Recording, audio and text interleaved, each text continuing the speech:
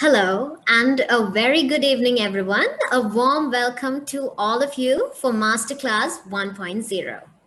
This is the second phase of Data Storm 2.0, Sri Lanka's premier advanced analytics competition. It is truly amazing to see such a huge collection of teams registered for Data Storm even during these tiring times.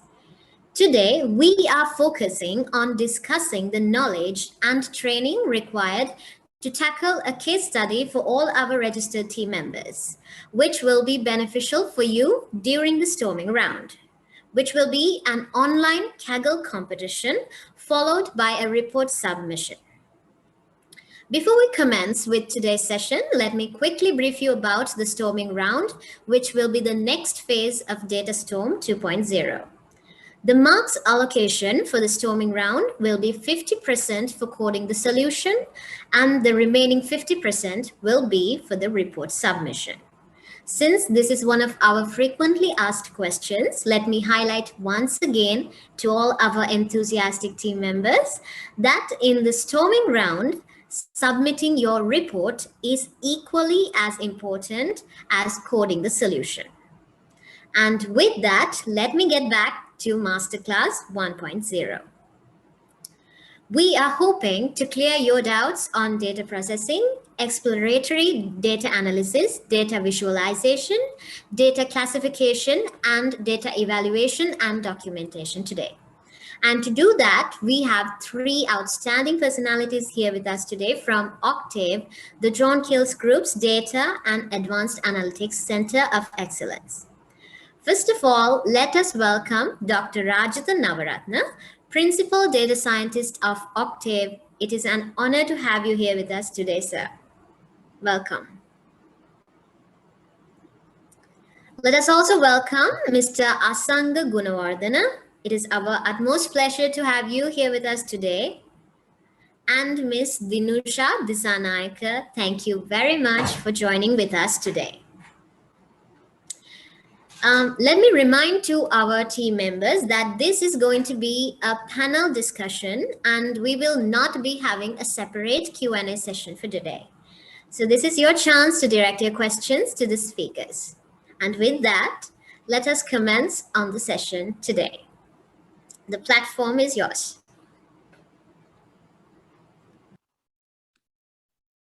Thanks, Dim. Thanks. Let me share my screen now. I don't know whether you can see me or not, but let me share my screen.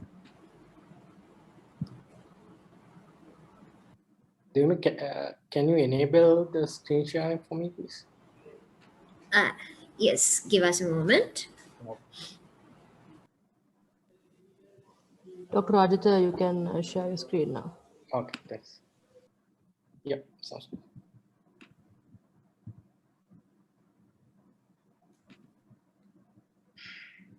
Can someone confirm me whether you can see my screen?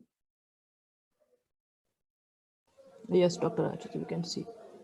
Okay. Thanks, Tim. We can start. Good evening, everyone. Thank you so much, Demi, for the nice introduction. So, my name is Rajitha Navaratna. So, I'm working as a principal data scientist at Octave, where I work in retail, beverages, insurance, and many more business domains. And myself and my team is responsible to create high quality data science projects and solution to solve some of the business problems using data at JKH. So let me introduce my colleagues too. Today with myself, we have Asanka Gunawardana. So he's working as a data scientist at Octave, where he's heavily working in retail. So he has done his bachelor's in University of Monash in Australia. And we also have Dinusha Disanayaka. She's working as a data scientist as well at Octave, where she's heavily working in beverages domain, where she is leading a couple of projects in beverages in CCS with John Keys Holdings. So she has done her studies in BSc and MSc in University of Paradise. Okay, so hopefully this is going to be a very interactive session too. And if you have any questions, do shoot us, and hopefully we can help you guys to understand some of the questions and how to solve a data science problem. So as you probably are aware, this particular round we are heavily targeting how we are going to solve a problem, especially in different areas. So this is like the machine learning roadmap that if you take like a business problem that you want to solve. So this machine learning roadmap consists of 7 steps, and the first step is actually you heavily work with your businesses or to understand the problem. Okay, what is the problem that you are going to solve using machine learning or data science? Right? So if the answer is no for that particular problem, you don't need any machine learning, or you don't need any data science type of analytics solutions. So sometimes there might be some problems that you can only solve this type of problem just talking to some of the customers. You can do like a very simple survey, so you might have the answer. So you don't have to do very fancy ML or AI or this type of work to solve that problem. All these DSS, what data scientist is trying to solve a problem using data. So if the answer is yes, you do need to quite look at a couple of more parameters. One is the time. So how much of time you have to solve that particular problem. So sometimes we might have 3 months, sometimes we might have 6 months, sometimes we might have 1 year, sometimes we might have half an hour. So the time is one huge factor. So in this particular competition round, you are pretty much aware that for the first round, we have a time limit of 2 or 3 days. So you have to solve that particular problem within a given time period, right? 11 to 30 minutes. So yeah, that's the first factor. So the second factor is the resources, whether you have the appropriate resources. So you need to make sure that your infrastructure is ready to go before you start this problem. So if you are working in Python or other, make sure that your platforms are ready before 11th, and double check it with some examples to make sure that your platforms are ready to go. So because that's the second point that will affect to solve this problem. And also it's common when you start to solve like a real world business problem as well. So the third point is the cost, right? So it comes with a cost factor too. So you need to hire expertise, you need to hire data engineers, data scientists, business analytics, delivery leads, and visualization analytics to solve one data science problems, and also the business, right? So it's data scientist is not the only role that need to solve a proper data science project. So there's a lot of roles involved, and even the QA engineers also we need in data science, not in software engineering, to do the some of the checkings, and also the platform engineers, cloud managers if you are working in the cloud side as well. So you do need to look into these three areas. So your team also make sure that you provide responsibilities for each particular team member in a different areas as well. One can be data scientist, one can be like a business analytics or data translator. So one can be like a visualization. So his part or her part is specifically working with the visualization. So make sure you define all the roles for the given problem. So the problem we have already provided to you, and also once you have the data science problem, you need to convert into a machine learning problem. So you need to understand. So given the problem, what type of work you are going to do. So some of the common technologies, common methods that data scientists are heavily working on, even in the industry, like one is classification, regression type of problems, supervised, unsupervised, reinforcement learning. So these type of methodologies are heavily working on. So you need to understand. So you given the business problem, you want to convert it to a machine learning problem, right? So that particular part is also we have given to you, so you don't have to heavily work on it. But after that, so this discussion is heavily going to talk about how are you going to solve that problem, right? So So the first step is pretty much given to you, but we make sure that we have the proper infrastructure to solve this problem.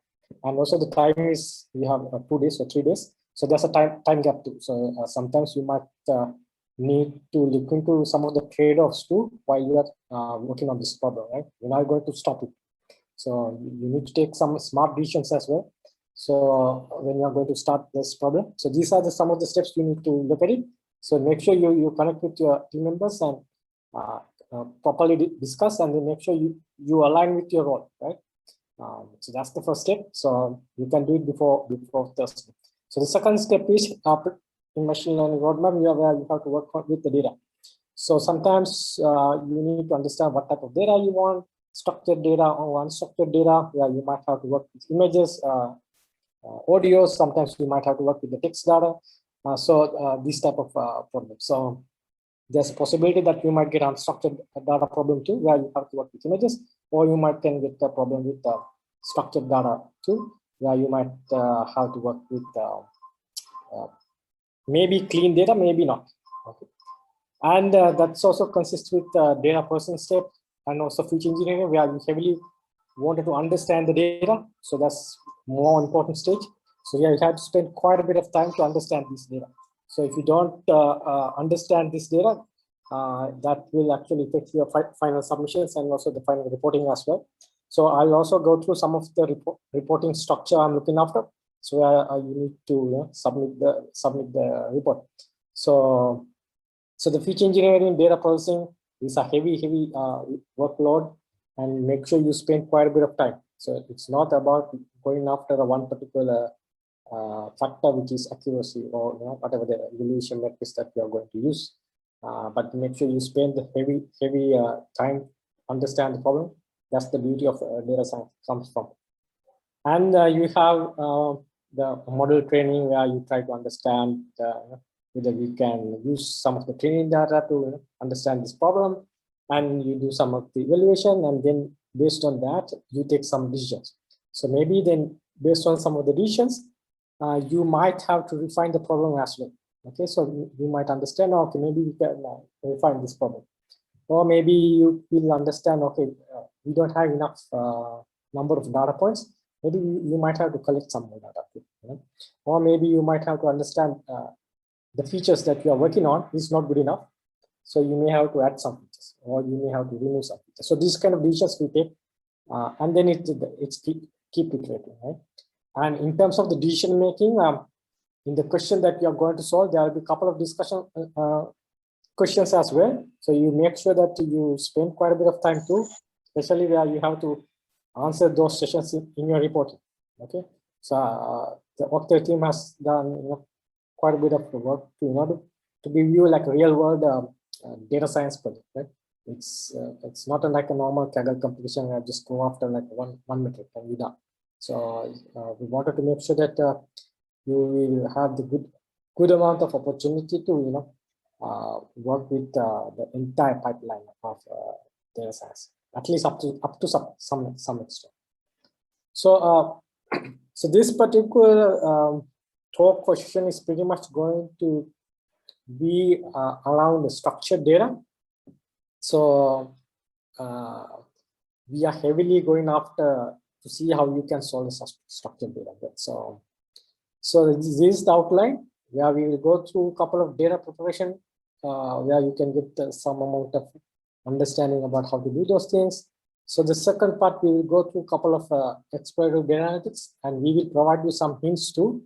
So on the way of this presentation, I will point out a couple of guidelines and a couple of hints for you to have it. So that might help you to solve the problem, and also it will help you to go up in this data science career as well. So these are some of the hints that we are providing you, so it will be really beneficial, and make sure you use these techniques. So I will point it out whenever it is necessary, and then we will go through a couple of feature selections and feature engineering. We'll go through data modeling parts, just a little bit, at least touch base the evaluation matrices. We'll go through the evaluation, and at the end, we will also talk about a little bit about visualization and documentations. So you can get quite a bit of understanding about the pipeline, right? So this is the outline. Hopefully, you'll have good interactive sessions. And if you do have any questions, just shoot us, or otherwise you can shoot in the chat, or just shoot it to Jim, so she can pass it to us. Okay, so let's move on from here onwards. So my colleagues Asanka and Dinisha will take over, but I will also jump in whenever necessary. But if you have any questions, shoot us. Okay, thanks. So pretty much we are going to do like a discussion type of a session rather than doing a presentation. But we will also hint out some of the hints too for you to understand and how to solve data science problem. Okay, Dinisha, you can take off, or you can share it. Yeah, Rajita, thanks. So hi all, I'm Dinusha. So as Rajita mentioned, we will go through like high level overview of the techniques that you will have to know when you face this problem. So if we start with the data preparation stage, so what do we have? So we might have rectangular data, or we might have non-rectangular data that is in JSON format. And if we get from non-rectangular data, you will have to do some steps to get a very structured rectangular data. If we go to the this is the blueprint number one, where you may have to decide like what type of data you are going to have. I think Asanka, you guys are really working on yeah, Raj. So hi everyone. Hi everyone. Give me a second.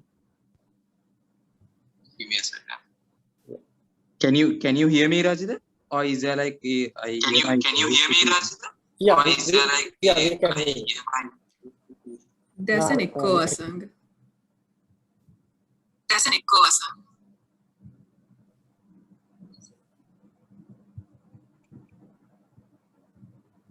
So maybe I'll take it. So when you have a structured data, so you can divide it into two parts.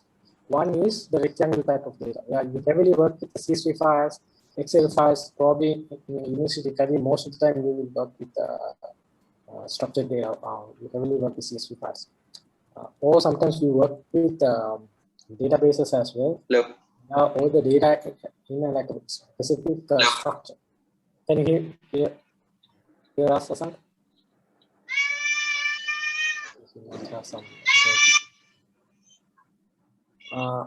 In terms of the non-rectangular data, where the data is not pretty much structured.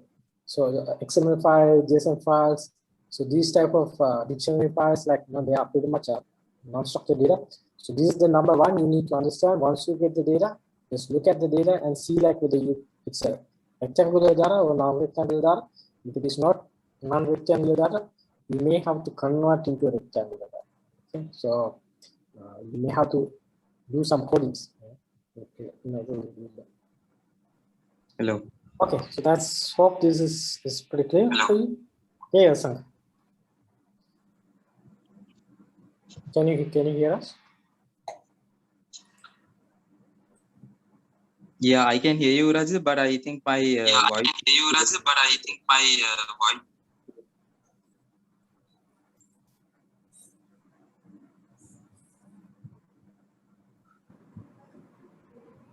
Okay. Until he figure it out his internet problems, let's move on. Dinusha, are you in the call too? Yeah, I'm here, Rajita. Yeah, I'm here. So let's move on. Yeah, so the So one of data the preparation.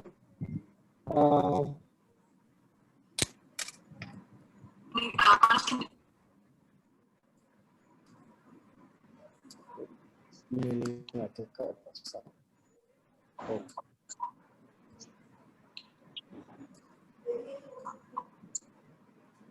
And anyone has any questions? No, it's okay for you.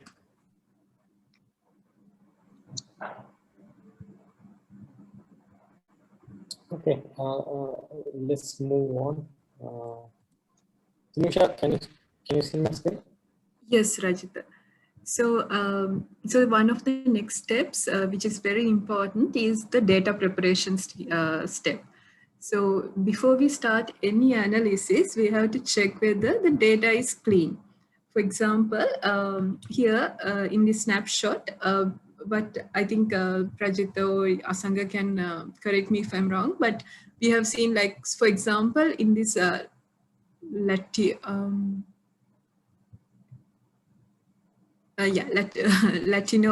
So if you look at ethnicity, there's this Latino, Asian American.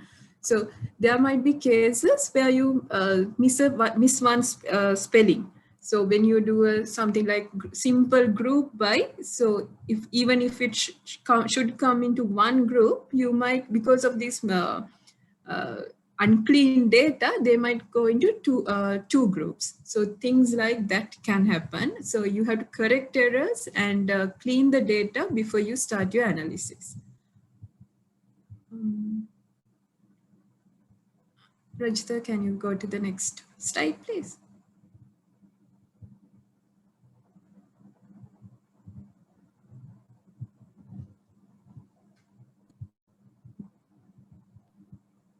Yeah, go ahead, please. Yeah. So if we look at some, so we are going to give you some data cleaning guidelines and which to look into it, which areas to look into. So if you look at data cleaning, there can be 3 areas. Like there can be basic data cleaning methods, some outliers, some missing values. So, and to dive deep into basics, there can be redundant samples or redundant features. The data can be duplicated, or like there can be features like, say the primary key is a person. So there can be one feature calling he's a male or not, and another feature calling that person is a female or not. So it's a one column is a redundant feature. And then there can be outliers, which will skew all your results. So outliers mean extreme values, and when you get averages and all, it'll change your results. And also there will be missing values where you before you start analyzing it, you have to identify those some values are missing, and if you want, you can impute them. There are like many other ways to handle missing data, so this is just a high level overview.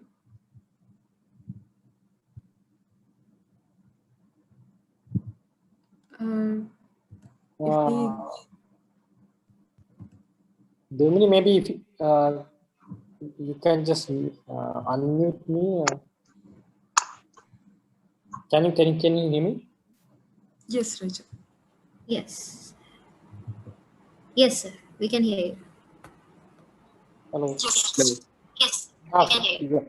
So just wanted to point out. So this is the point number 2 for you. So when you start to work on this problem, if you have a data cleaning part, so this particular slide might help you, or guideline might help you to understand where you need to go after, right? So there are 3 components. One is basic, outliers, and missing, and then as Dinisha mentioned, so you might have to look into the data and figure it out whether we have redundant samples and redundant features, or outliers, or missing values. And also when you have missing values, what are you going to do? So there are a couple of techniques also you can do. So we will discuss in the later slide, but so make sure you have this snapshot that might help you to understand your data, and definitely this will be one part that we have to work on. And all the analytics that we are working on in terms of the cleaning, we must document in the documentation. And all these the parts are will carry some marks. That's what we are really looking at, how we are going to solve the problem. It's not about just looking after the modeling, right? So you make sure you spend quite a bit of time in the reporting as well. And I believe there's an extra day for you to just for the reporting. So you can use that day to finalize your document. Okay, let's move on. So there are a couple of things that you need to look after. As Dinusha mentioned, you can look after some of the features, and also you can even look after whether there's any column where you only have one single. For example, if you are working in like let's say you have some student data. Okay, so for some data based on some of the semester results, and there's a column about your country, right? So I assume everyone is from Sri Lanka. So in that particular column, you have only one value. That's basically Sri Lanka, right? So these type of columns might not be useful for your modeling. So you make sure you can remove those columns. So you can spend some time to understand these data. So obviously, you must spend quite a bit of time actually understanding these features. I think the second point is you might see some duplicate samples too. So there might be some human errors come to the play, right? So there's a possibility that with human errors, you might see some duplicate samples in the data. So you need to understand how you can find out. One is you need to find out the duplicate samples. The second one is what are going to do with the duplicate samples. Okay. So one simple thing is you can just remove one sample, right? Because it's pretty much.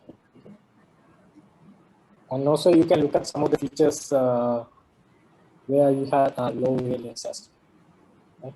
So if the variance is pretty low, it's very difficult to find out some useful information. So you can clean those type of features as well.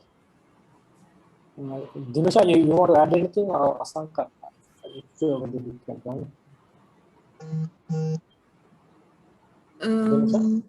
Yeah. So to add.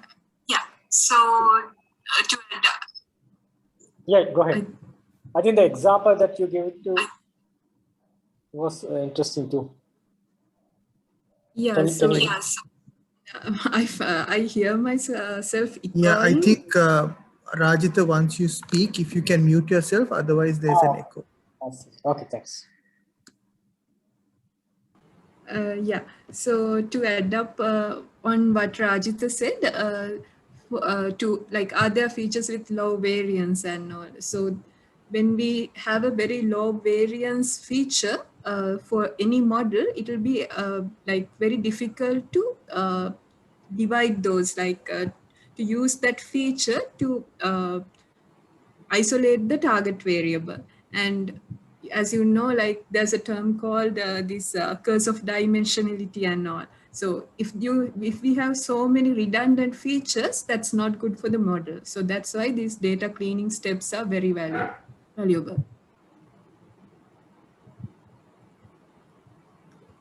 I think, Rajita, we can move on to the next slide. Yeah, so and for the data cleaning, so for the exploration part, one very, very valuable tool is just plot some charts and do some explorations. And if you like plot a scatter plot, here you see that 9th value is an outlier. So before you do any analysis, you have to treat these outliers, or else, for example, if we get an average here, it should be around 0 to 0.2. But since because of this 0.8, all our averages will be skewed. Yeah. Dinusha, sorry, I had issues with my connection. So just to pitch in here, guys, I think the one thing we need to keep in mind when we are dealing with outliers is in certain cases, do we actually need to exclude them? So to give you an example, in retail, sometimes you've come across certain items having seasonal sales, and when you look at different outlier removal methods, either through standard deviation or minimum maximum values, maybe you might see that some of these seasonal products will come out as outliers. But in the case of the business point of view, it might not make sense to remove these products or remove these sales. So you always have to keep in mind it's important to remove outliers when building your model. But in certain cases, you also have to get the input of the business and understand the data in the specific industry case, and then see whether we should actually remove these outliers. Maybe keeping them would help us to in predictions in certain cases rather than removing them. So you always have to keep that in mind.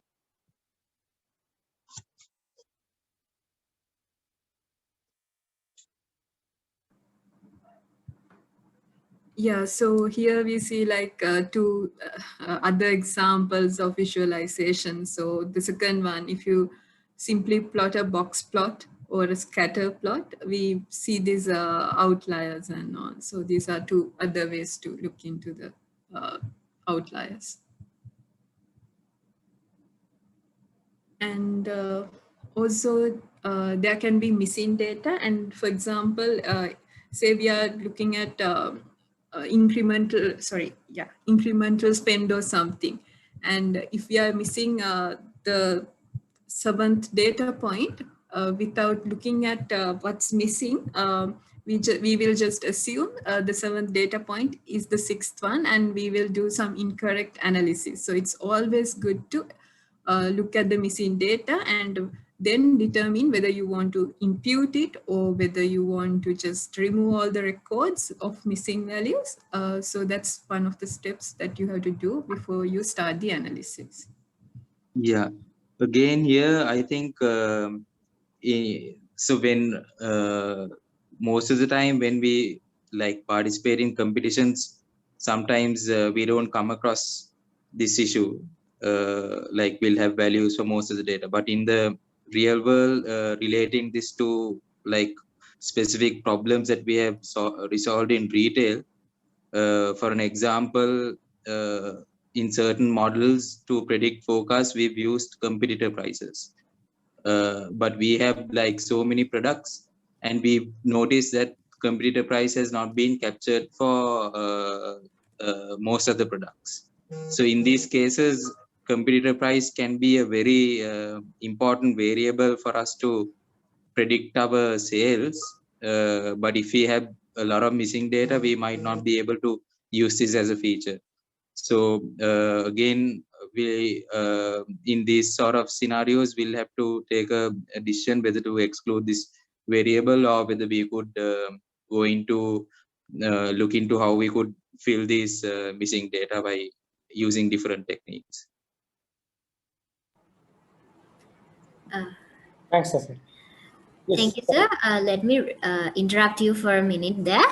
Let me take this chance to remind our team members that you can direct your questions right now during this session, because there will be no separate Q&A session at the end today. So this is your chance to direct the questions. Also, for our panelists, I will. There is a small question in the chat box directed. It is asking that what is the meaning of mark and impute? What does mark and impute mean? Hey, Dil, I'll take it. So if you look at the guidelines that we gave it to you, so that in missing component there, so there are two components. One is impute. One is the marking. So the impute means, so if you have a missing components, so you can find some at least approximate numbers based on the data you have, and then you can feed those sales based using that particular data point, right? For example, let's assume that you have 100 data points, and then you have 10 missing values. So you can use 90 data points, and maybe from that 90 data points, you can find the mean, or you can find the median, these type of statistical type of values. So once you calculate these numbers, you can use those numbers and replace the missing values. So then you can assume that the missing cells are behaving similar to mean or median. Right? And if you have the marked means, so there might be some cells where you might have 0 values, or you might have some very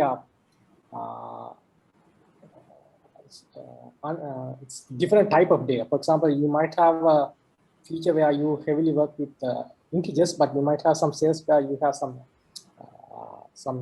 categorical type of words, or maybe those type of cells. So you what you do is, so you first identify these type of cells too, and then you just mark it like, okay, you pretty much identify these type of cells, like now where you have issues with the 0 values, or whether you have some categorical things. So then you work with this type of cells where you can remove it, or you can completely remove it, or you can impute the data. So in order to understand whether you want to impute or not, so first you need to identify the sample size of the data, right? So you look at the sample size of the data and see how much of data you have and how much of missing values you have. So for example, let's say you are working on two data points, two data sets. So the first data set, you have, let's assume you have 10 data points. Right? So this similar example what Dinisha was talking about in here. So you have 12 data points. So if you have the 12 data points, and you see that there are two points are missing, right?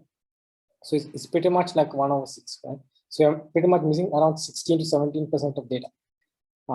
And let's say you have a data set B where you have 100,000 data points, and then in that particular data set, let's say you are missing around three samples, right? So this is very, very low probability, right?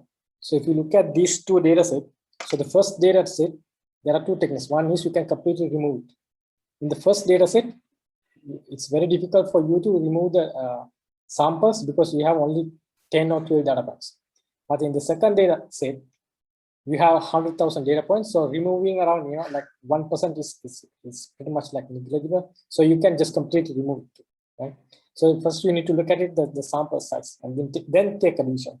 So you always need to have some backups, like why are you doing some interventions, or why are you doing some of these adjustments. So you can look at the data set and then decide.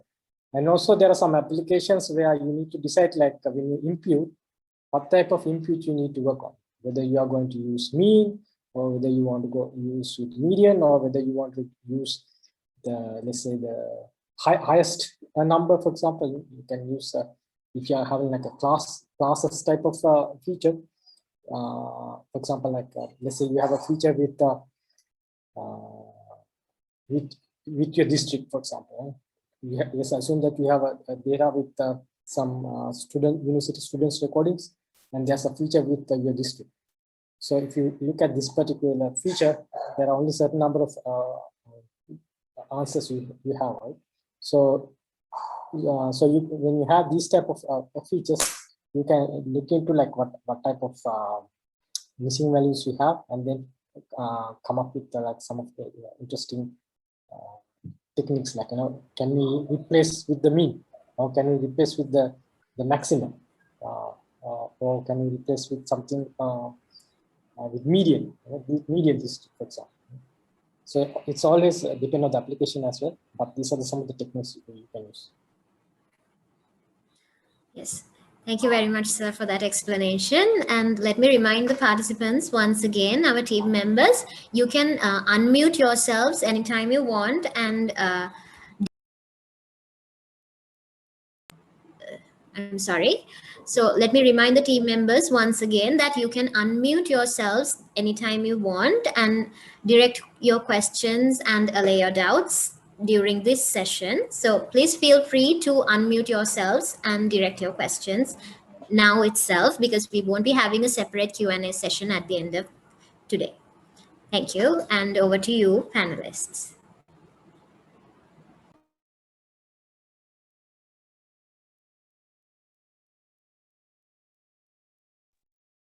Thanks. So let's move on. So this is the hit number 3 for you. So you can use this particular slide as the third point we wanted to highlight to. So when you do this data analytics techniques, especially the exploratory data analytics. So if you work on exploratory data analytics, where you try to understand the features, and also you can understand these features in terms of graphically or in terms of non-graphical. So there are 4 components. If you take any DS data science structured data, so this will come under one of these four boxes. So one is you heavily visualization one variable. We call it one univariate. So there's only one feature. So if you wanted to visualize this type of this feature, you can use some of the techniques like histogram, box plot, pie charts. So where we say univariate graphical. Okay, so that's the box. Or you can use some of the non-graphical techniques too, such as mean, standard deviation, coefficient of variation, in order to understand the volatility. So these are like very statistics, right? So if you have like a feature with some numerical values, so you can calculate the mean, standard deviation, these type of things. So where we call them non-graphical, so that's non-graphical. The second one is, so this is the third box. We try to work with more than one feature. Let's say you wanted to understand the variation of 2 variables, where we call the multivariate. And in the multivariate also there are 2 components. One is graphical component and the other one is the non-graphical component. In the graphical component, you can use some of the techniques like scatter plots, correlation matrices, line charts, clustering, this type of visualization techniques. So in your problem that you are going to solve, there are a lot of EDA type of work will need to do before you even start to solve the problem. So you make sure you spend quite a bit of heavy time, especially understanding these features, and also especially understanding some of the correlation of different features too. So as Dinusha mentioned in her previous explanation, she was mentioning about 2 features. Yeah, you might find like higher correlation of different 2 features, and you can use this scatter plot correlation matrix to understand the correlation, and then you can understand how many features you can remove. You know, because you don't need like a higher correlation variables. Right?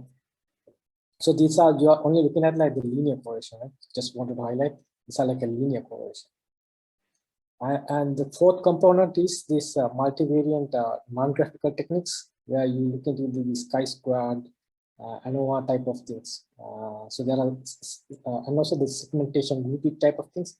For example, let's say you have a data set which we gave it to previous example. Yeah, you showed we showed geographical information about, and also some of the demographic information.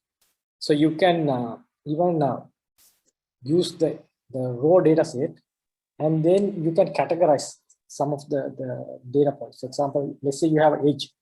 You have ranging from 18 to 70 or 18 to 80. So you can group it 18 to 25 as a one group, 25 to, let's say, 40 as a second group, 40 to 55 as a group 3. So you 55 plus as a group 4. So you can categorize these things. You can segment. So basically saying grouping. Then within that particular group, you can find some of this non-graphical information like what is the mean, what is the standard deviation, and how many people in that particular category, for example. So this type of stuff. So this will be really beneficial when you do this feature selection and feature engineering. So this, just make sure that you have this slide that will help you to understand where you wanted to visualize, or where the features, and also one feature and also the multiple features as well. So this will definitely be useful.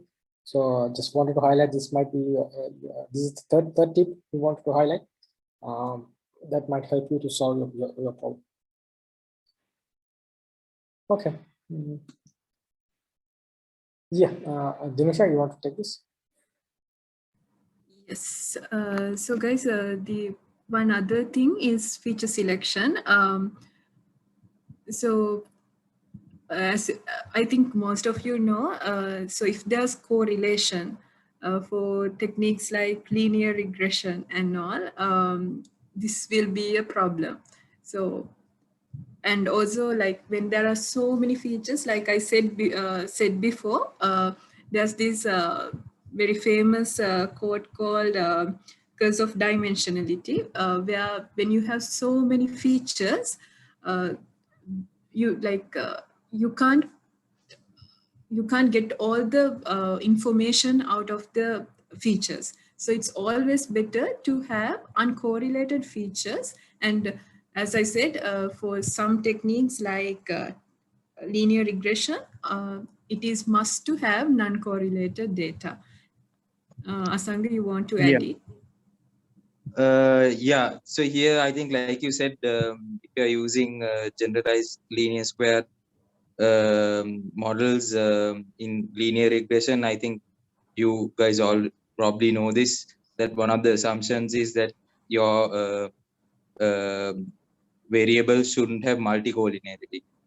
So this is something that you could do in your exploratory data analysis by looking at the correlation of different variables. And if you see that certain variables are highly correlated, you could take a call on excluding some of these variables so that you satisfy some of these assumptions in linear, if you're specifically if you're using linear regression. Yeah. Thanks, Asad. Before we move to the next session, does anyone has a question or good?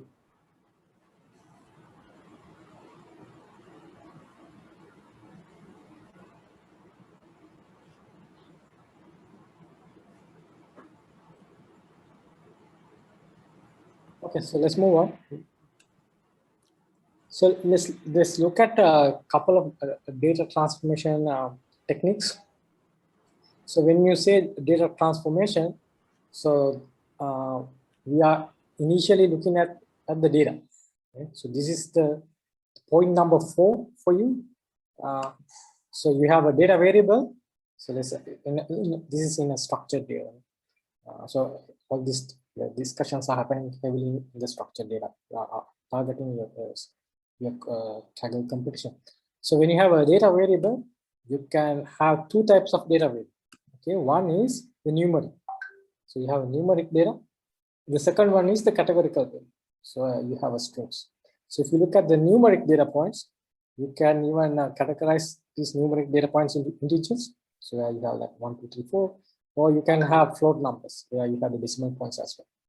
So if you look at the categorical variables, so these categorical variables you can divide it into 3 parts. One is Boolean, so where you have true, false.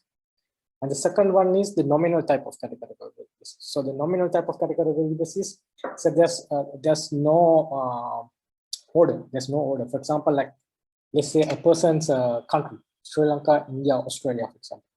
So if you look at this, the nominal type of categorical variables, so it's very difficult to say Australia is higher than India and India is higher than Sri Lanka. So there's no order. Right? So and the third type of is the ordinal type of categorical variables, like small, medium. So you can see like the medium is bigger than small. Right? So so you have some sense about when you say like this type of categorical variables. So when you look at a particular variable, so each variable will come to one of these boxes. Okay, so you can check it whether it's a numeric or categorical. So that's the first step you want to check it, and then if it is numerical, you have integer or float, and if it is categorical, you have a Boolean, yes or no, or true or false. And categorical, you can have nominal and ordinal. So these are the things which might be useful for you when you want to understand data.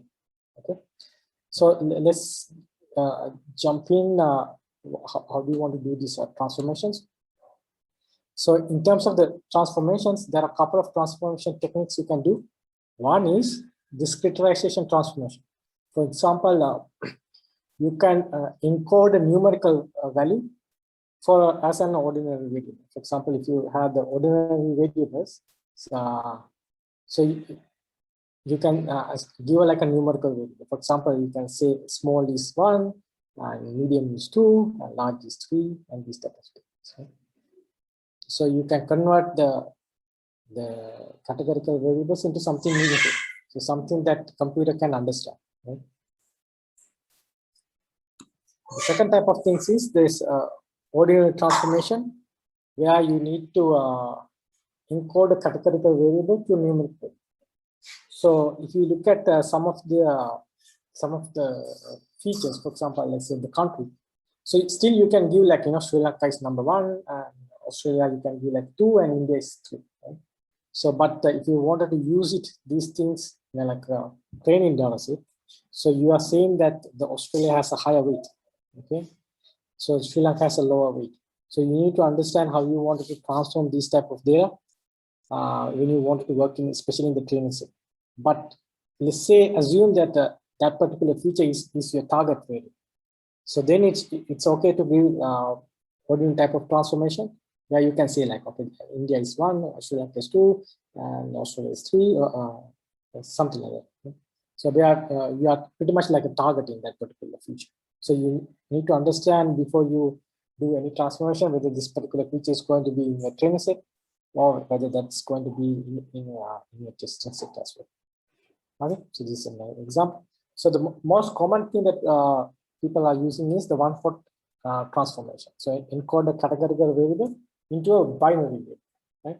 So for in here, so instead of giving a one number or one categorical variable, you try to understand what type of bins you have. So basically, you try to understand number of classes, and then based on the number of classes, you can provide a vector. So instead of giving a number, for example, such as Sri Lanka, the variable Sri Lanka. So instead of giving a number 1, we can use this variable Sri Lanka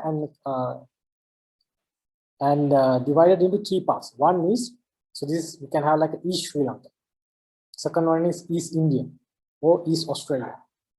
So instead of having the country, I distribute into 3 parts: East Sri Lanka, East Indian, and East Australia. So let's say you are a Sri Lankan. So then Sri Lankan, yes, and then for Indian 0 and Australian 0. So then now I'm converting this into a binary form. Okay, so 1 0 0. So it's the same for the other. So just like Indian, East Sri Lanka just 0, East Indian is, and East Australian no, 0. So if it is like Australian, you can say East Sri Lankan 0, East Indian 0, and East Australian is. So you convert these things into a 3 binaries. Right? So this. I think here, in some cases, it like some of the models that you work with. For an example, if you're using gradient boosting models, you have to do this transformation to your category variable. So one-hot encoding is for to run those specific models. You have to convert or do one-hot encoding for your categorical variable. So it also depends on which sort of models you're using. So it's good to keep in mind that these transformations have to be done for certain if you're using different models. Yeah, exactly. Thanks, Hassan. And also, like you might can see, like in here, like we were using like 3 bits in order to represent these 3 classes. But if you just closely look at it, you can understand you don't need 3 bits. You can represent this all these 3 classes using 2 bits.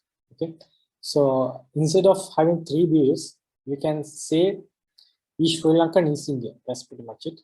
So you have East Sri Lankan 1 0. If it is East Indian 0 1, and if it is someone else, let's say Australian, that will be 0 and 0. So now you can even remove one entire column too. So this type of techniques you can use it too. So this is another hint for you guys. So how you want to transform the categorical variables into something meaningful, where you can understand too, and the computer can understand when you work with your model. Okay, let's move on. Asanka, you can take this.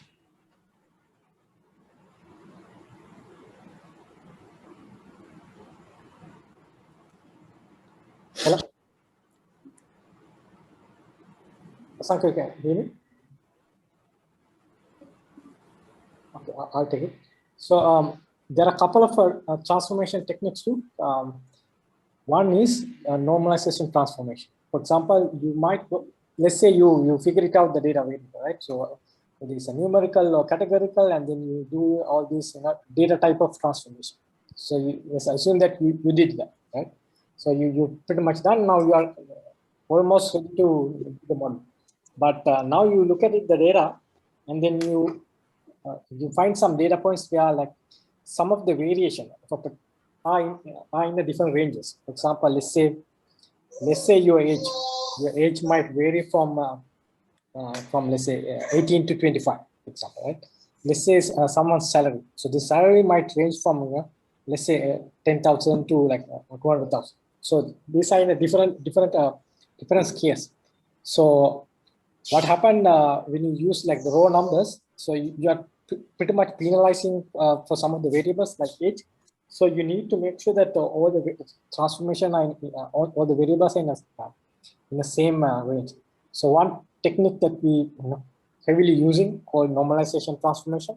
So where we make sure that the variable is between 0 and 1. Okay. So if you are heavily working on like a regression type of analytics, regression type of problems, so this is something that most of the time you wanted to use. Right? So you can look into the problem that you are going to solve, and then even you can decide what type of techniques you want to use it to. Okay, and the other techniques is use of standardization transformation, where you use the data for a particular feature, and then make sure you transform into where you have another set of data where you have the mean is 0 and the standard deviation 1. So you try to follow like a Gaussian distribution. So these are the two heavy type of transformation. But other than that, there are a couple of more techniques too. So one is the robust transformation, where you look into some of the features where you have the outliers. So this type of transformation are good if you have like outliers. So so they are looking at like so you take the data and then quantile it, and then you look at the quantile Q1, Q2, Q3, and Q4. And the fourth transformation is the power transformation. So these type of transformation are heavily used if your data point, I mean your raw data point, raw data feature is left skew or right skew. Okay? And if you wanted to get like a Gaussian type of a distribution, so you can use this power transformation. So always once you get the data, make sure you visualize it. So we provide you quite a bit of techniques for you to do it, and also look at the data variable. So you look at the data variable and make sure you do all these data preparations techniques that we discussed, cleaning, missing values, and other outliers, these type of things, and then you can do some of the visualization. Once you do the visualization, you can understand more information about the data. Right?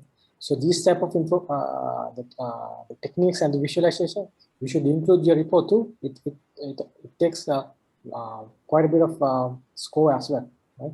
So you should spend quite a bit of time in this area as well. Okay. So Thank you very much, sir. Let me interrupt you once again. Let me remind our participants that this will be the guidance that we offer you all before the first round of the competition. So Masterclass 1.0 will be the guidance we offer you before you actually commence with the competition. So this is your chance to direct your questions and clarify your doubts. So please feel free to unmute yourselves and ask questions from our panelists, or else you can always type it in the chat box so that we can I can direct your questions to the panelists. Thank you very much. Thank you, sir. Over to you. Thanks. So let us give you another guideline too. So for your project, so this will be very handy too. So this is the tip number 6 for you guys. So let's move on.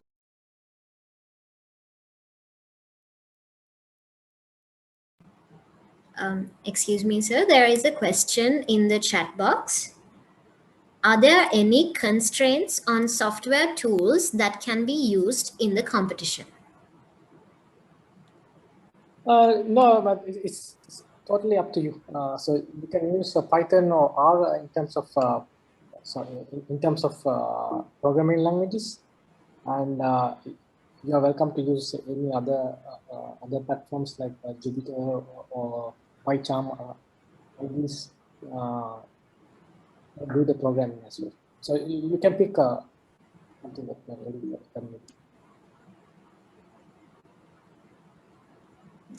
Thank you, sir. Okay. So let me summarize what we were discussed. So so this is the tip number 6 for you to to understand your problem a little bit better. So once you get the data, you look at the data variable and understand whether it's a numeric variable or categorical variable. If it is numerical variable, just look at it whether it's an integer or float. If it is numerical, sorry, categorical, you can even categorize into 3 parts like the Boolean, true or false. So if it is like a true, it will be 1, false, it will be 0. And you can look at it into nominal and the ordinary type of things. So once you understand this, what type of data variable you have, and you can use these type of techniques in order to transform this data so the computer can understand. So if it is like a nominal type of things, one is you can do one-hot encoding, or you can use the dummy encoder where we were discussing about using bits, like, for example, in here, instead of representing these 3 classes using 3 bits, you can use 2 bits. Okay. And if it is like ordinary type of things, you can use like label encoding. So if you use some of the libraries like scikit-learn, scikit-learn, and even in the PySpark, there are some libraries as well. Even in R also there are some libraries, so you can use those libraries. So you don't have to reinvent the wheel. So just use those libraries in order to convert it. And if it's just like a numeric type of variables, so you can look at it like whether you want to change the scale or not. So if the answer is yes, so you can do like a couple of techniques, what type of normalization techniques you want to use. One is normalization, standardization, robust transformation, power transformation. So you can decide, right? So every link once is represent a question, yes or no. So based on that, you can go to the proper branch.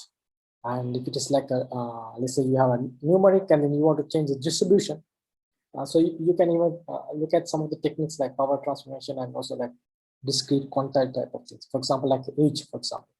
So age will be like 18 to 70 or 18 to 85, but you can even quantile too. Like 18 to 24 is as group 1, 24 to 40 as group 2, and so on, so on. So, and you might have to do some engineering type of things too. You might have to work with like some polynomial type of transformation. For example, you may find like the row, let's say your feature is x. Now, x might not be good enough.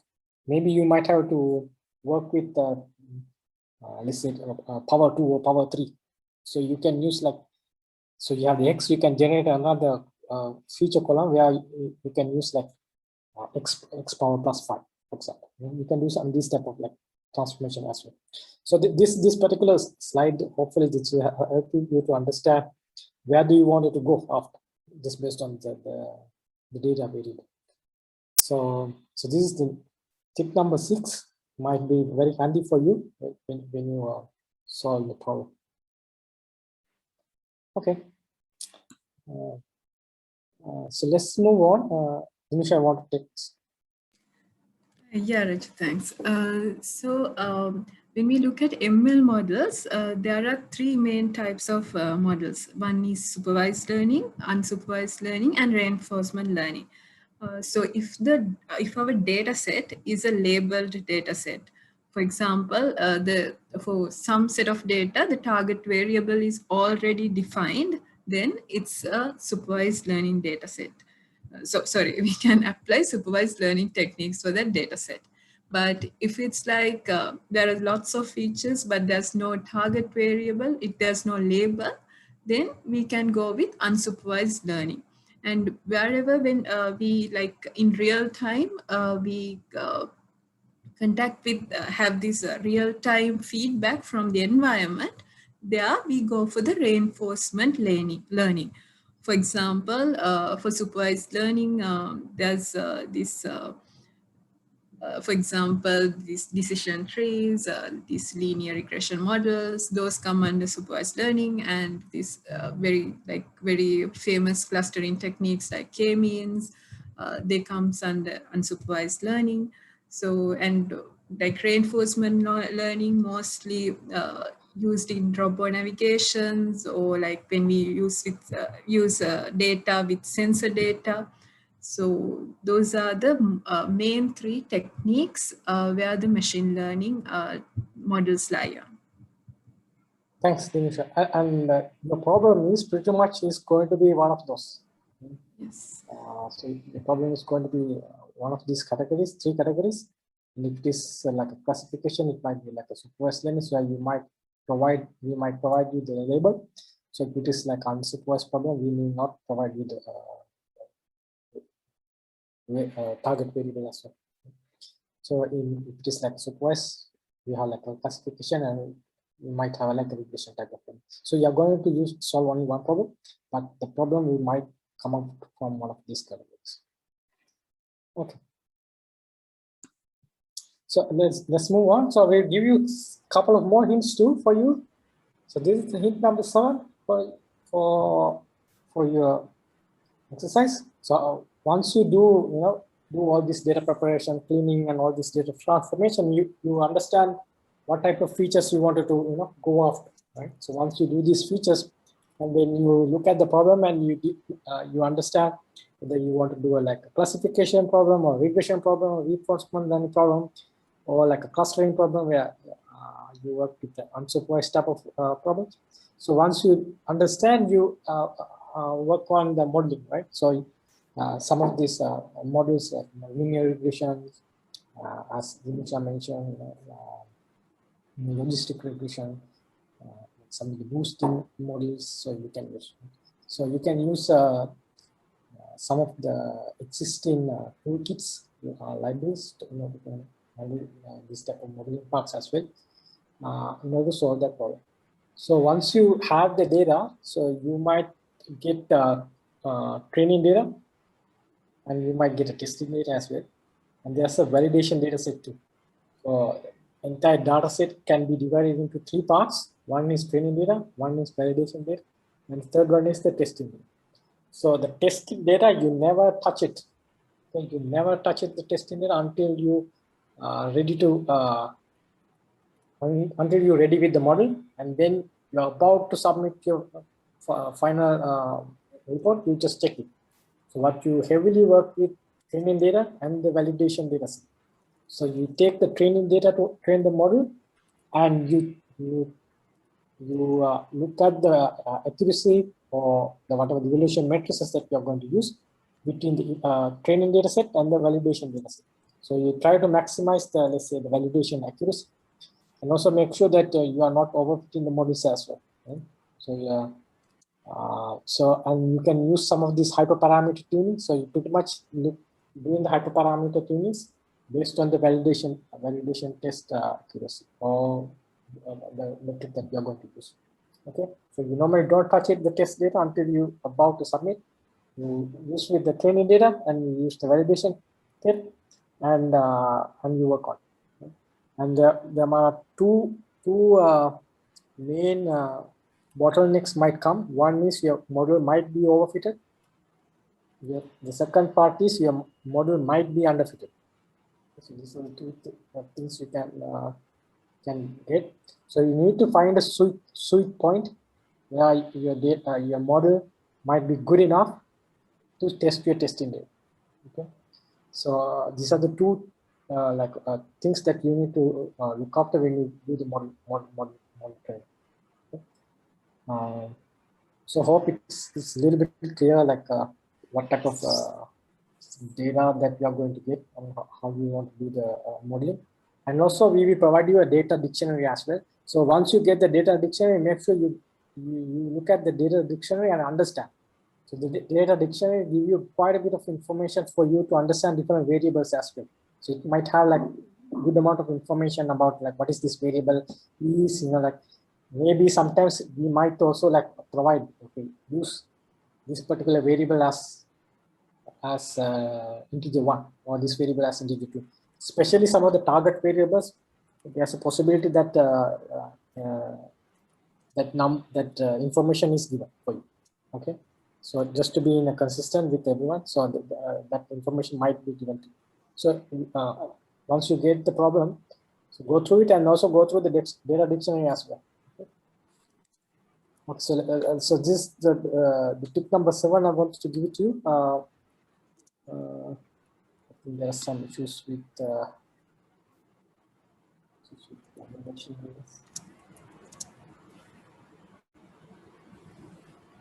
let me show it to you from here.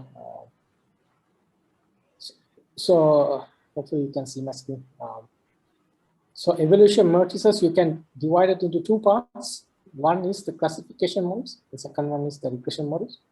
So in the classification models, you can have another two parts. One is you have the class labels. So if you have a class labels, there are two other branches as well. The class labels might be balanced data set, so it's a balance. So let's say you have like a classification problem, you want to classify.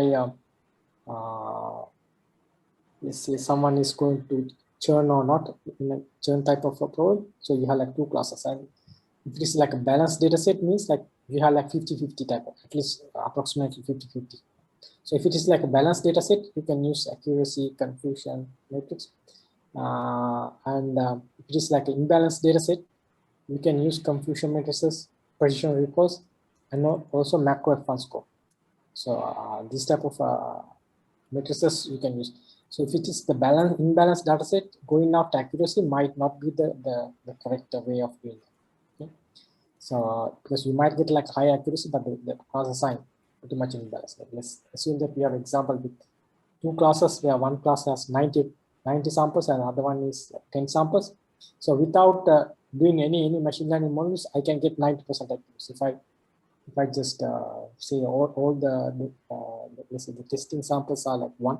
So let's assume that we have 100 testing samples as well. And then all the testing samples can get 1. So I can get up to at least minimum of 90%. So going after accuracy might mislead you. Okay, so once you get the data, look at the class variable and look at the distribution as well. So then you can figure it out like where it is. And also if it is like a probability type of things, you can use like confusion matrix, ROC, matrix. And if the problem is going after like a regression type of models, you can use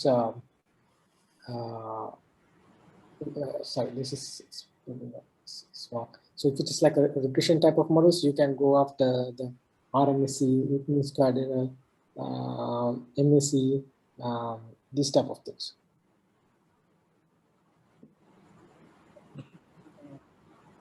So this is actually will cover like most of the things in your modeling part. And there are two more sections we wanted to cover too. So one is the data visualization. Asanka, you can just highlight a couple of things. Yes. Excuse me, sir. There is a small question in the chat box again.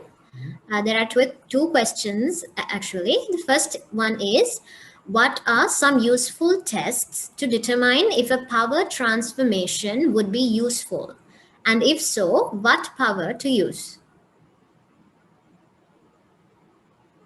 Let me take that. If you're working on a power transformation, can you hear me? Yes. Yeah. So one is make sure you visualize the data. You visualize the data and understand the skill parameters. What type of skill you have, left skill, right skill. Then you can understand the skewness. So look at the skewness of that particular feature. And then once you identify this skewness, you can start with like a simple transformation, like start with power tool. Just start with the simple transformation, and then and also if you have like a single type of variable, you can just visualize this, and then you might can see like some of the variables might have like X squared type of visualization. So then you can just, in that sense, you can say, okay, this is like power tool. Yeah, Rajita, I think, yeah, to answer that question, like you said, it's one way is you could visualize it and look at your how your variable is distributed. To give you an example, I think in retail we've done transformations to like to the price variable. So we've looked at maybe over time as price decreases, your quantity demanded would decrease. So you visualize this data, and then you sort of identify which power transformation or which specific power you need to use to best mimic this the pattern of the data. Thanks, Hasan. Yeah. Thank you, sir. And also, are you done answering the questions? Yeah, go ahead, yes. Okay. The next question from Diniti is, sir, when we have imbalanced data set, is it good to balance data set using some techniques before model building? Yeah, Asanka, yeah.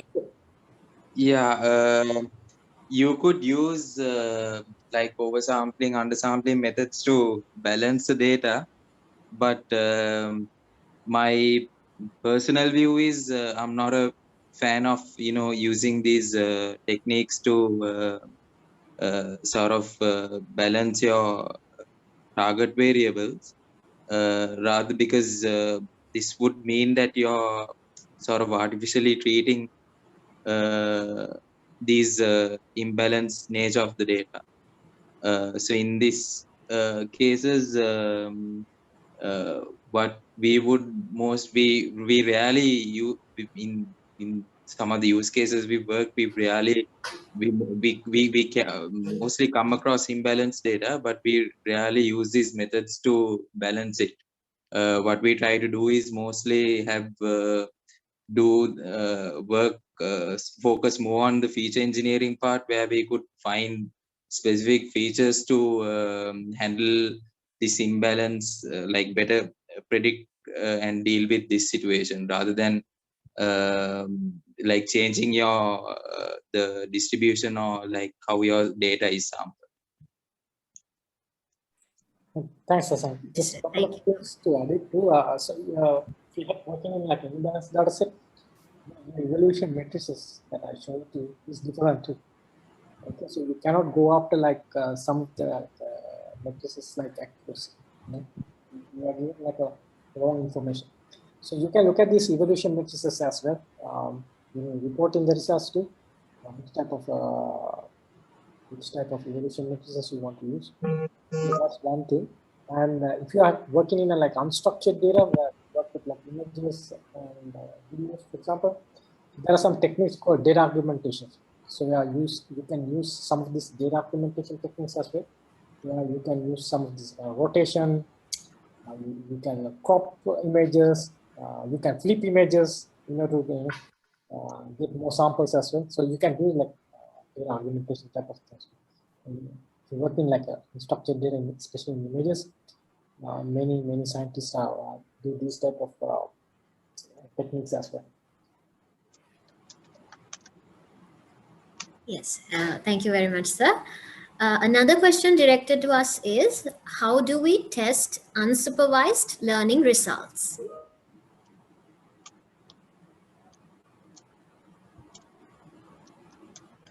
Yeah. So if you ask, let's say you are having working with like training customer type of like unsupervised, you don't have you don't have like a target variable where you cannot like understand whether this particular solution is good enough or not. But when you solve this problem, there are few variables you can look up it whether you are solving the problem in a right direction.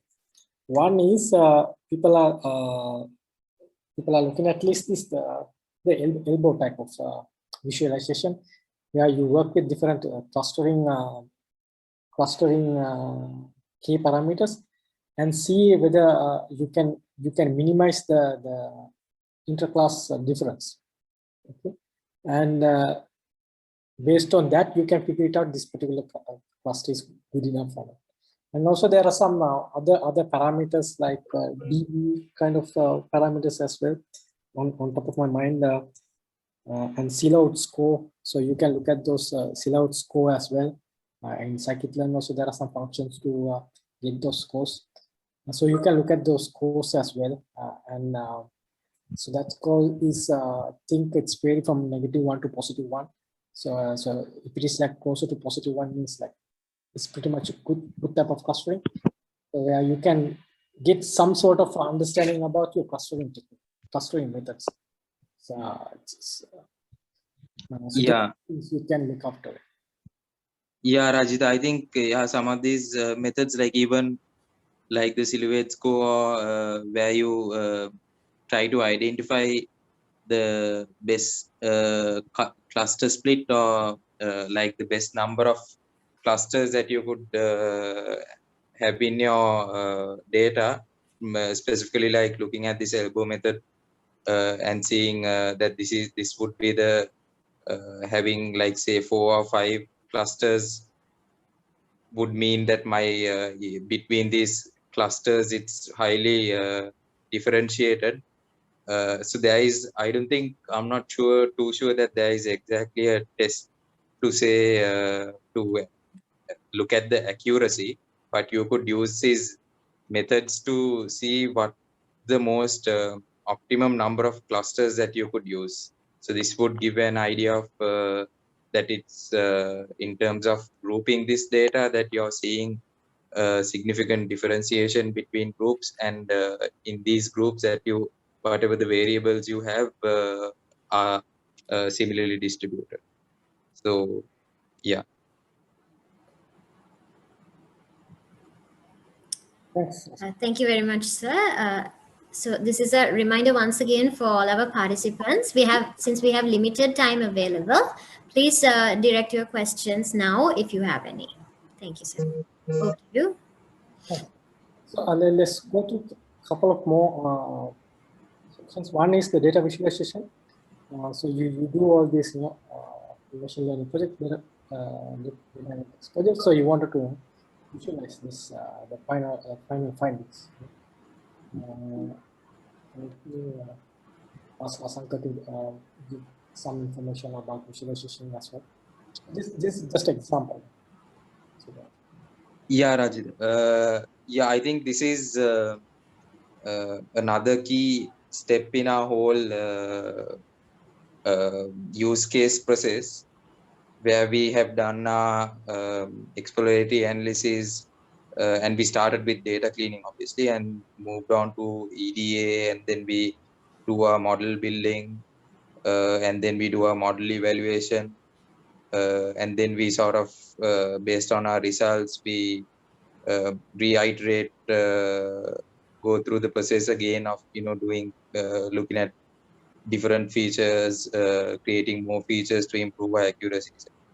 So eventually what we have to, as a business, what we want is like how we can look at these insights, or whatever the model gives out, how do we effectively visualize this so that business could take data-driven decisions. So this is where the like dashboard creations come into place, where we have our model results, and then maybe we can have some of our exploratory data analysis and create visuals or create dashboards where the business could look at these dashboards and take decisions accordingly. So one key thing to note down here is that whatever visuals you populate in a dashboard, it should answer like a couple of key questions, like is this visual helpful for the business to take any decision, or is it an actionable visualization?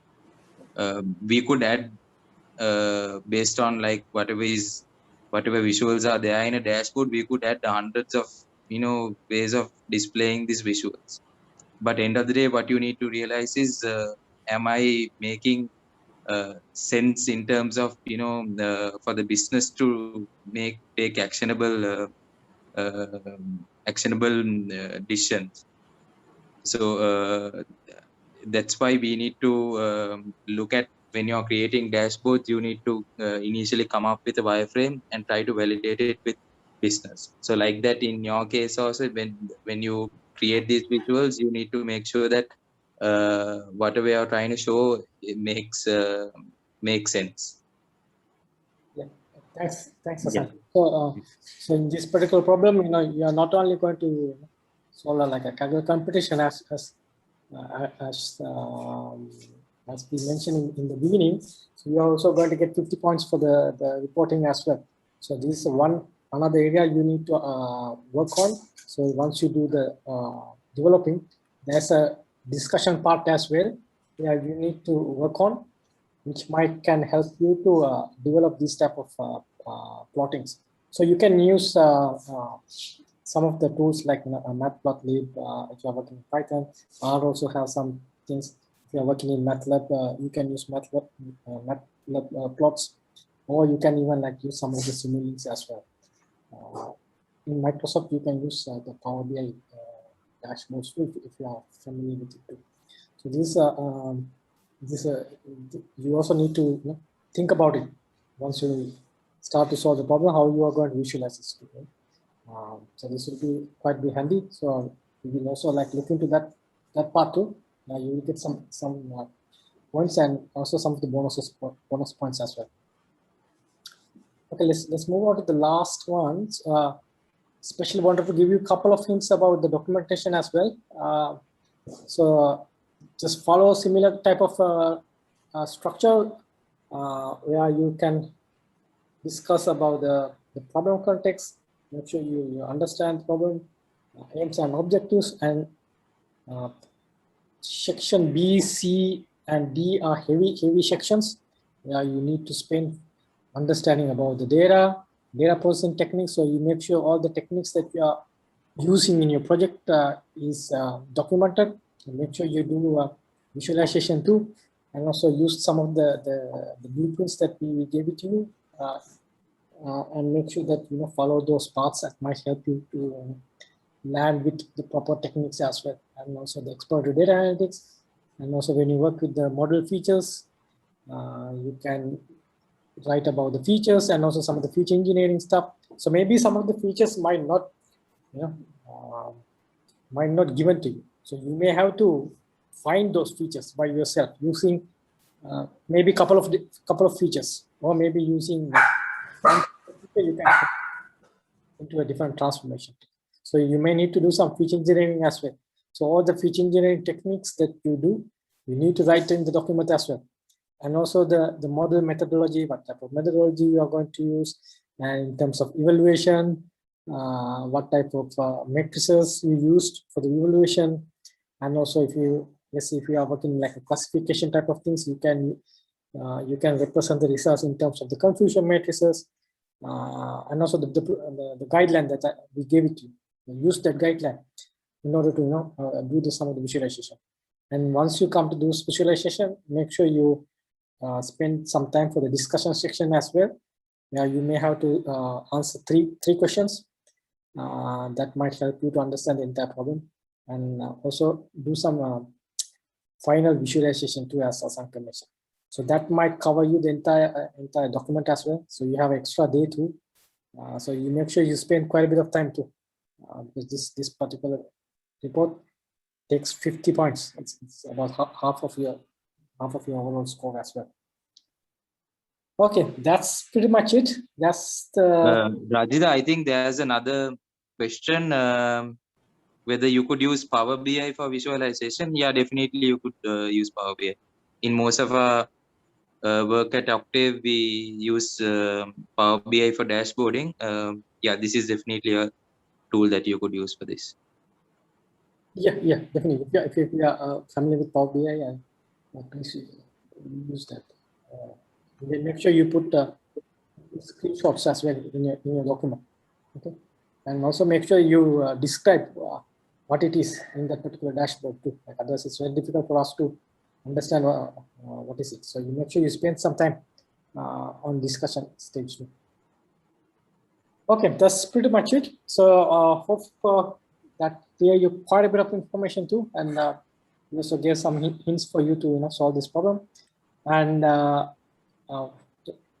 so once you get the question, you make sure that you connect with your team members and make sure you understand what is the role that your team members are going to play. Okay, so make sure that it's clear with everyone, and then you started to work on the problem.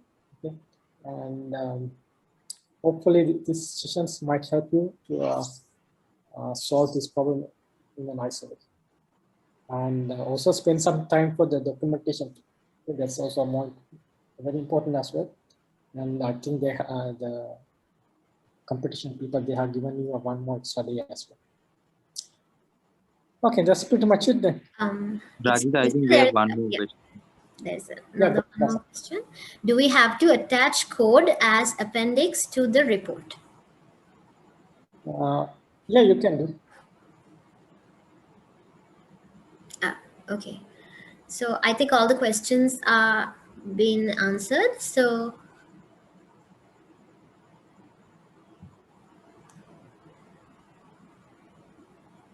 I think the question will release on Navanta, I guess. You can check with the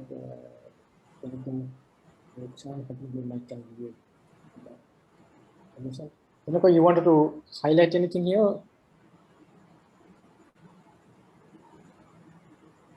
Sorry, Rajita. I was not Asanka. The devices, I don't know. The Chan is here. Or do you have any? Is there a page limit for the report? Rajita, is there a page limit for the report? I don't. There's no page limit. Yeah. What I want heavily is you make sure that you cover these things. Okay. So once you do this exercise will give you quite a bit of information how to solve this problem. I just wanted to highlight the couple of matrices that you can use for the k-mean clustering.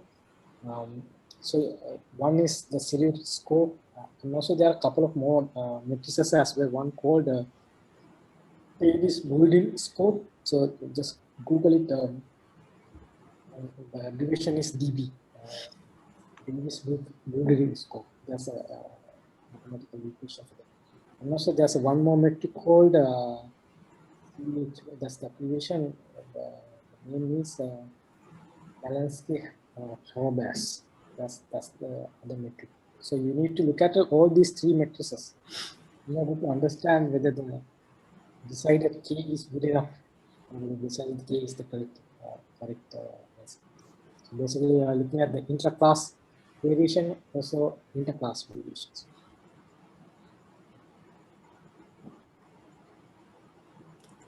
But for this particular report, elbow method is good enough.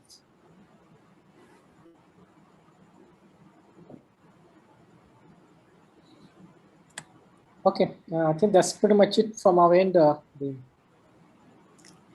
Yes, thank you so much.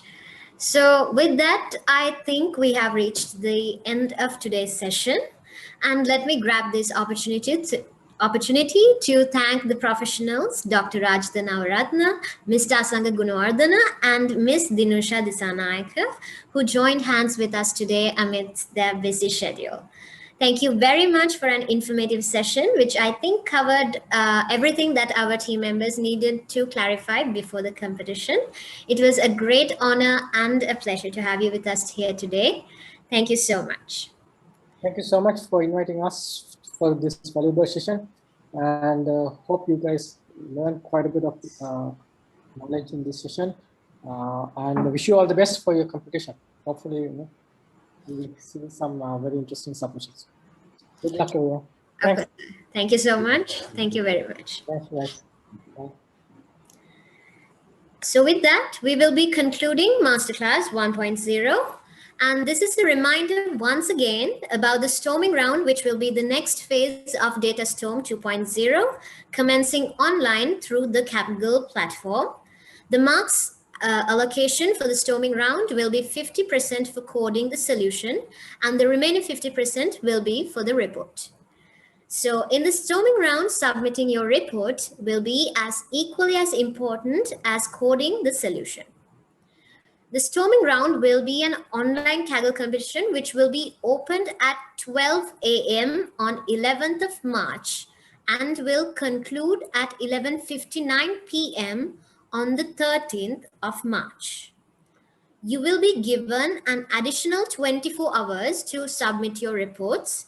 The deadline for the report submission will be 11:59 p.m. of 14th of March. Let me clarify it again. The storming round will be an online Kaggle competition, which will be opened at 12 a.m. on 11th of March and will conclude at 11:59 p.m. on the 13th of March. You will be given an additional 24 hours to submit your reports. The deadline for the report submission will be 11:59 p.m. of the 14th of March. You will be added to WhatsApp groups for communication purposes, and please share the messages with your teammates. DataStorm 2.0 is organized by the Rotaract Club of the University of Mora in collaboration with the Rotaract Club of Faculty of Science, University of Colombo, and is powered by Octave, the John Kills Group's Data and Advanced Analytics Center of Excellence. DataStorm is a platform to retain passionate individuals in the field of data science and to give them the strength to tackle a data analytics case successfully. We hope everyone gained something out of the masterclass today and clarified your doubts about the competition as well. Thank you very much, everyone, for joining. Stay safe and good night.